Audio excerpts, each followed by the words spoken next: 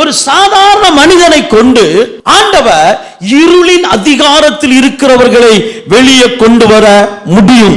என்னை கொண்டு இருளில் இருக்கிறவர்களை வெளிச்சத்தில் கொண்டு வர முடியும். என்னை கொண்டு சாத்தானுடைய அதிகாரத்தில் இருக்கிறவர்களை தேவனிடத்திற்கு கொண்டு வர முடியும். அதற்காகத்தான் கர்த்தர் என்னை ரட்சித்திருக்கிறார். இந்த நம்பிக்கை நமக்குள் வர வேண்டும். நாம என்ன நினைக்கிறோம்? ஐயோ இதெல்லாம் நம்மளால முடியாது. சாத்தானுடைய அதிகாரத்தை விட்டா நான் சின்ன ஏதாவது ஒரு சின்ன ஒரு மந்தராவி ஏதாவது சின்ன ஆவி ஏதாவது சொல்லுங்க பாஸ்டர், அந்த ஆவியை வேணா நான் துரத்துறேன்.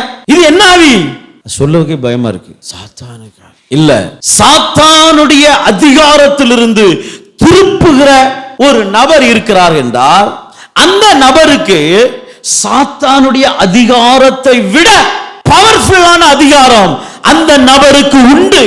இத ஒரு தேவ பிள்ளை நம்பணும், விசுவாசிக்கணும். பிசாச ஒரு ஹீரோவா பார்க்க கூடாது, சாத்தான ஒரு பெரிய நபரை பார்க்க கூடாது.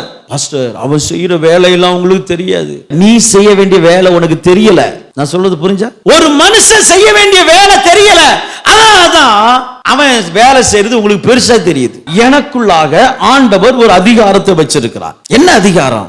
சாத்தானுடைய அதிகாரத்தில் இருக்கிறவர்களை தேவனிடத்துக்கு திருப்புகிற ஒரு அதிகாரம் எனக்கு இருக்குது.